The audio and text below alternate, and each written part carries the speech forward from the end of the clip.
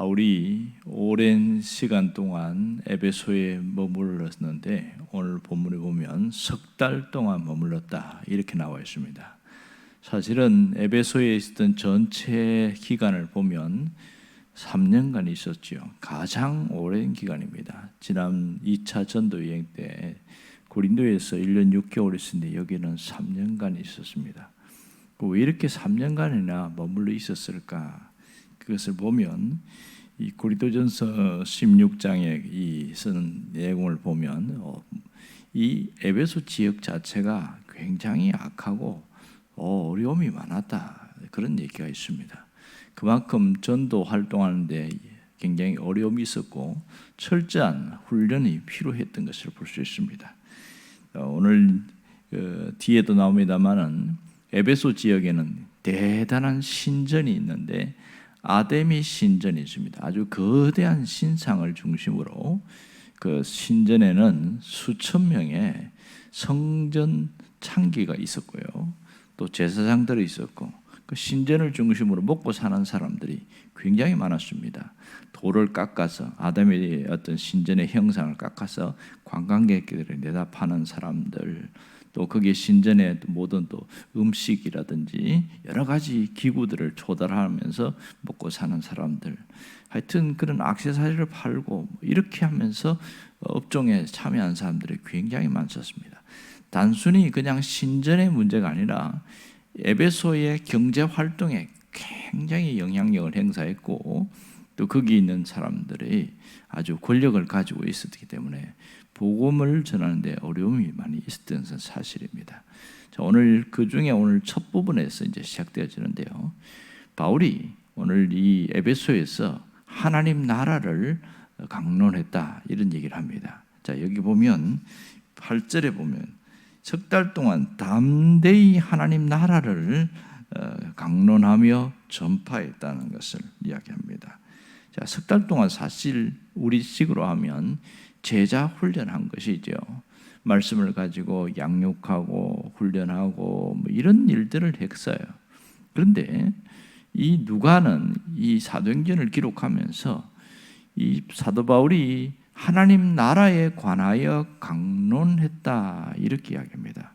그냥 제자 훈련을 하면서 저 신앙을 세웠다 이렇게 표현해야 되는데 굳이 하나님의 나라를 강론했다는 이런 표현을 쓰고 있단 말이에요.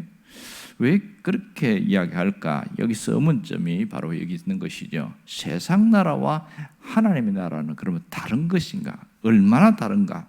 뭐 이런 부분입니다. 자, 여기서 우리가 중요한 것을 깨달을 수 있는데 이 하나님의 나라는 이 사도행전 전체의 핵심 메시지입니다. 어쩌면 예수님의 첫 번째 메시지가 하나님 나라였습니다. 마태복음 4장에 보면 뭐라고 하냐면 회개하라 천국이 가까워왔느니라 이렇게 이야기하거든요. 마가복음 1장에도 보면 하나님의 나라가 가까워왔느니라 이렇게 이야기하고 있습니다. 그러니까 예수님의 첫 메시지, 세례 요한의 첫 번째 메시지가 하나님 나라의 시작이었습니다. 사도행전의 시작에도 보면 사도행전 1장 3절에도 보면 뭐라고 이야기하냐면 예수님이 친히 40일 동안 계시면서 무엇을 가르쳤냐? 하나님 나라에 대하여 가르쳤다 이렇게 얘기합니다. 그리고 이 사도행전 맨 끝에 28장 마지막 절 31절에 보면 그렇게 이야기하고 있어요. 사도 바울이 그 감옥에 가택 연금된 감옥에 있으면서 했던 일을 하나님 나라를 전파하는 일을 했다면서 이렇게 표현합니다. 하나님 나라를 전파하며 주 예수에 관한 모든 것을 담대하게 거침없이 가르치시라 이렇게 이야기합니다. 그러니까 사도행전 시작에서 끝에까지 또 중간 모든 걸 보면 하나님 나라에 대한 얘기를 반복하고 있습니다. 그러니까 이 에베소에 있는 그 보이지 않는 암흑의 세계, 거대한 세상의 나라와 복음을 통해서 점령되는 하나님의 나라, 이 대결 구도로 보았다는 것이죠. 여러분, 하나님 나라는 어떤 나라입니까? 눈에 보이지 않는 나라가 하나님 나라입니다. 세상 나라는 인간이 통치하는 나라고 하나님 나라는 하나님이 통치하는 나라, 하나님이 다스리시는 나라가 하나님 나라입니다. 그러므로 이 하나님 나라에 대한 갈망, 하나님 나라에 대한 그 열정이 대단히 중요합니다. 지금 똑같은 세상에 살지만 하나님이 통치하시는 그 속에 있을 때는 그게 하나님의 나라가 임했다, 이렇게 이야기합니다. 이 하나님 나라의 통치는 누가 합니까? 하나님이 하시는 거죠. 하나님이 그 속에서 계시고 하나님이 이루어 가시는 겁니다. 주님은 처음에 오셨을 때 하나님 나라를 선포하셨고, 우리도 예수를 믿으면서 하나님 나라가 선포되기를 원하고 있습니다. 하지만 우리의 현실을 보면 하나님 나라를 성도들이 알고 있느냐? 모르는 사람이 굉장히 많아요. 그냥 뭐 단순히 예수 믿는 것 뿐이지 그 이상을 생각하지 않습니다. 하지만 소수의 사람들은 하나님 나라에 관심을 갖고 그 하나님 나라를 선포하고 있습니다. 여러분, 이 성도들이지만 예수를 믿다 하지만 하나님 나라를 외면하는 사람들은 세상 나라의 것을 따라가고 닮아가려고 합니다. 세상의 유행과 풍습을 닮아가려고 합니다. 그러니 하나님 나라와 상관없이 살아가는 사람들이 많습니다. 심지어 세상 나라에 동화되어서 살아가는 사람들이 많습니다. 여러분, 세상 사람들은 하나님 나라가 있는 줄도 모르고 볼 줄도 모릅니다. 그러니 누구와 하나님 나라를 볼 수 있냐? 이것은 예수를 믿는 신자들만 볼 수 있는 나라입니다. 그런데 이 세상 나라의 모든 풍습들이 교회로 밀려올 때가 있었어요. 교회로 밀려오는 것을 뭐라고 부르냐면 세속화, 이렇게 이야기합니다. 그래서 교회에 직분들이 있지 않습니까? 보면 목사도 있고 장로도 있고 권사도 있고 집사도 있는데, 이게 하나님을 섬기는 직분이 맞단 말이에요. 그런데 세상에 어떤 사상이 들어오면서 세속화되니까 계급으로 생각하는 거예요.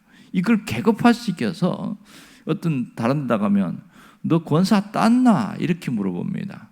아직도 장로도 못 땄나? 이렇게 얘기해요. 황당하지요. 이걸 계급으로 보는 거예요. 세상에 있는 뭐 부장, 뭐 상무, 전무 이런 식으로 생각을 하니까 그 의식을 가지고 교회에 나오니까 직분을 받으면 팔짱 끼고 있는 겁니다. 이게 왜 그럴까요? 세속화다는 겁니다.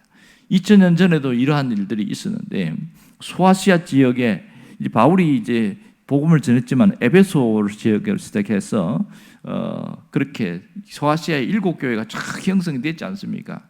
그리고 바울이 나중에는 죽었어요. 순교당하고. 그리고 시간이 지나면서 거기에도 세속화의 물결이 들어오는데 끊임없는 투쟁과 그런 어려움들이 있었습니다. 그러니까 그 예수님이 요한계시록에 나오면 7교회에 대해 책망하는 이야기가 나옵니다. 2개 교회, 서머나 교회와 빌라델 교회는 책망이 없습니다. 그런데 나머지 교회들은 책망이 있단 말입니다. 두아디라 교회라든지 특히 라오디게아 교회라든지 이런 교회들은 아주 책망이 심했어요. 그런 교회들의 특징이 뭐냐? 교회가 잘 살아요. 무슨 말이냐면 세속화가 돼가지고 하나님을 섬긴다는 이름만 있지 하나님 나라가 없어져 버린 거예요. 그런 일들이 굉장히 많았습니다. 그러니 하나님 나라가 무너진 것이 교회 안에서부터 있으니 성도들이 어떻게 살아가겠냐는 겁니다. 여러분, 왜 하나님 나라를 선포해야 되는지 압니까? 이 하나님 나라가 왜 중요한지 아십니까? 그것은 이 세상에는 희망이 없기 때문에 그렇습니다. 세상 나라에서는 아무리 열심히 하고 노력해도 희망이라는 것이 없어집니다. 열심히 하지만 결국은 한계에 부딪히고 절망에 가깝고 결국 희망이라는 것이 사라집니다. 이러면 세상의 모든 희망은 제한적일 수밖에 없는 것이죠. 인간이 통치하는 이 세상은 언제나 불완전합니다. 그래서 세상에는 두 가지가 세상에 어떤 사상이 있는데, 하나는 자본주의고 또 하나는 공산주의입니다. 공산주의는 벌써 70년 만에 무너지기 시작했습니다. 소련이 붕괴되면서 공산주의가 무너지고 겨우 명맥을 유지하는 것이 뭐 중국, 북한, 뭐 쿠바, 뭐 라오스, 뭐 베트남 몇몇 교회 어떤 몇몇 나라들만 그렇게 유지하고 있는데, 특징이 뭐냐면 공산주의 그 체제와 그 사상 갖고는 사람들이 못 산다는 거예요. 그래서 중국 같은 경우에는 정치는 공산주의, 그리고 경제는 자본주의를 도입해갖고 이렇게 두 이원화시켜서 하고 있지 않습니까? 그래야 사람들이 잘 살아가니까. 그럼 자본주의는 완벽하냐? 절대로 그렇지 않습니다. 모순 덩어리지요. 빈부의 격차는 줄일 수가 없습니다. 끊임없이 부패한 것들이 계속 강조되고 정치 사람 바꿔도 바뀌지 않습니다. 그만큼 인간이 통치하는 나라는 불완전하다 이렇게 볼 수 있는 것이지요. 여러분, 그러면 인간이 통치하는 이곳에 완전하게 되는 곳이 어딜까요? 하나님 나라입니다. 하나님이 다스린 나라가 하나님 나라잖아요. 하나님이 통치하기 때문에 달라질 수밖에 없는 거예요. 가정이 깨어지는 곳에 그곳이 하나님 나라가 들어가면 가정이 하나가 되어집니다. 그리고 이 사람이 막 절망과 비참함 속에 살아가는 사람이 그 속에 하나님 나라가 들어가니까 다시 살아나고 일어나게 되어집니다. 그러니 하나님의 나라는 사람을 살리고 세상을 살리고 교회가 건강하게 되는 놀라운 특징이 있습니다. 우리가 예수를 믿는다는 것은 단순히 예수 믿는 그것을 끝나는 게 아니라 하나님 나라를 세워나가는 거죠. 하나님의 통치가 이루어지는 일을 하는 것이 내가 하는 그 일입니다.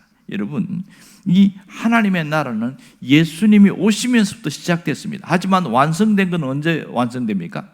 재림하실 때에, 다시 오실 때에 하나님의 나라가 완성되어집니다.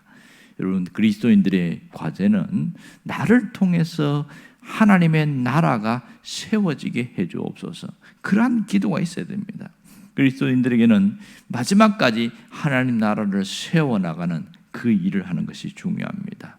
하나님 나라를 세워나간다는 것은 과거를 청산하는 것이고 죄와 관련된 것을 정리하는 것, 이것이 하나님 나라를 세워나가는 것이고 적극적으로는 하나님의 교회가 확장되는 것을 말할 수 있겠지요. 어떤 분이 미국에 가서 이제 유학을 하면서 그렇게 이제 목회하기 위해서 이제 그 공부하고 그렇게 하면서 그 현지에 있는 그 교회의 성도들도 만나고 이런 적이 있는가 봐요. 거기서 공부 다 끝나고 이제 한국에 와서 이제 목사 안수 받고 뭐 이렇게 한 적이 있는데 거기 이제 미국에 있는 교회에 이제 분들 보면 여기서는 굉장히 공부도 많이 하고 그런 사람들이라도 미국 가면 먹고 살아야 되니까 뭐 세탁소도 하고 또 뭐 여러 가지 뭐 일들을 하고 일반 허드렛 일들을 많이 합니다. 그 중에 한 분이 술집을 운영했는데 예수를 믿기 전에 술집을 운영을 했어요. 그러다가 복음을 듣고 예수를 믿게 되었습니다. 그런데 미국에 가면 그렇게 이야기하더만요. 한번 직업이 정해지면 그거 바꾸는 건 거의 어렵다는 거예요. 왜냐하면 털을 이제 닦아놨는데 직업을 바꾼다면 살아남을 수가 없다는 거예요. 이분이 예수를 믿고 오랫동안 신앙생활을 하는데 그러면 교회 안에 보면 들어오면 점점 직분도 올라가고 있지 않습니까? 그런데 한 번은 고민이 생기는 거예요. 이분하고 이제 대화를 하면서 자꾸 목사님과 이야기하면서 내가 술집을 그만둬야 되나 말아야 되나 이 갈등이 심하게 오는 겁니다. 항상. 왜냐하면 자꾸만 그것이 보니까 올바르지 못하는 거 알긴 아는데 먹고 살아야 하는 일 때문에 그 술집을 운영하고 있었던 거예요. 그러다가 한 번은 목사님 기도해 주세요 이렇게 이야기하는 거예요. 물론 그 기도해 주는데 무슨 기도해 줄까요? 그러니까 제가 이 술집을 그만둘 수 있도록 기도해 주세요. 그래서 그렇게 기도해 줬죠. 근데 쉽지 않은 거죠. 현실적으로는 자녀들도 지금 공부하고 있고 끊임없이 또 돈이 들어가는 일이 많고 그런데 일주일이 지나가기 전에 찾아왔어요. 그 어떤 일입니까? 지금 일할 시간에 여기 교회에 웬일입니까? 이래 물었더니 저 그만두기로 했습니다. 그럼 아니 그만두면 자녀들 학비는 어떻게 하려고요? 알았어, 어떻게 방법 생기겠죠. 하나님 길을 열어주지 않을까요? 그럼 이거 그만두면 뭐 하랍니까?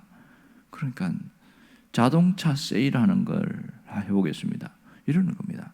미국에 가서 자동차 판매하는 거는 보통 20대, 30대 막 빠르게 움직이는 사람들이 하는데 이분 나이가 벌써 60대입니다. 40대도 힘든데 60대가 자동차 판매하는 거 이게 굉장히 어려운 일이죠. 그런데 그걸 하겠다고 결단해버리는 거예요. 그렇게 그런 얘기를 하면서 뭐라고 그러냐면 이분에게 드디어 하나님의 나라가 임하게 되었다. 하나님의 통치가 이분 삶을 임하게 되었다. 그 얘기를 하는 겁니다. 여러분, 하나님의 나라가 임하는 것, 하나님 나라를 세워나가는 게 거창하거나 화려하거나 대단한 게 아닙니다. 내가 하나님의 자녀로서 하나님의 자녀답게 살아가는 그것이 하나님의 나라를 세워나가는 거예요. 하나님의 통치가 임하게 하는 겁니다. 그러니 우리는 마지막 죽을 때까지 하나님 나라를 세우다가 가는 게 우리가 해야 할 일입니다. 하나님이 가장 기뻐하는 게 뭘까요? 나를 통해서 하나님의 나라, 하나님의 영역이 확장되고 그 일을 하다가 오기를 원하는 겁니다. 주님은 우리가 세상에서 얼마나 잘 살고 얼마나 많은 구경하고 얼마나 대단한 일을 했는가 관심 없어요. 그거는 사람들의 관심사입니다. 주님이 관심사는 하나님의 나라가 세워지는 일입니다. 하나님의 통치가 임하는 그 삶, 죄와 관련된 것을 철저하게 끊어버리고 하나님의 교회를 세워나가는 그 일을 하는 사람이 하나님 나라의 모든 일을 하는 사람이다, 이렇게 말하는 것이죠. 이런 사람에게는 정말 면류관이 준비되어 있습니다. 주님이 마태복음 25장의 달란트 비유에서 그 얘기하잖아요. 네가 착하고 충성된 종이었다, 이렇게 이야기합니다. 착하고 충성된 종이 뭐예요?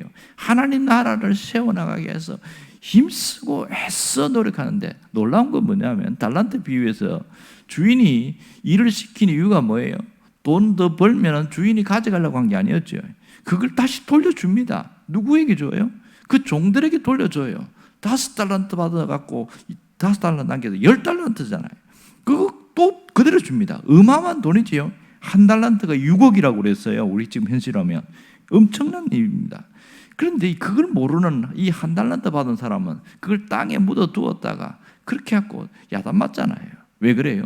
하나님 나라를 세워가라고 이렇게 주었는데 그걸 뜻을 알지 못하고 당신은 주인은 악한 사람입니다, 뭐 이러면서 주인을 욕하고 뭐 그런 일들이 있었습니다. 그래서 빼앗아 버리지 않습니까? 만일 이 1달란트 받은 사람이 열심히 일해서 또 1달란트를 남기면 어떻게 했을까요? 2달란트잖아요. 이거 다시 그 종에게 주었을 겁니다. 주님은 우리가 내가 할 수 있는 영역 안에서 하나님 나라를 세우고 그 일을 감당하다가 오기를 원합니다. 여러분 모두가 이 달란트를 받은 두 사람처럼 착하고 충성된 종들이라고 칭찬받기를 원해요. 네가 작은 일에 충성하였음에 많은 것으로 맡길 것이고 내 주인의 즐거움, 천국 잔치지요, 그 주인의 즐거움에 참여할 것이다. 이런 칭찬받는 자도 되기를 주의 이름으로 축원합니다. 기도하겠습니다.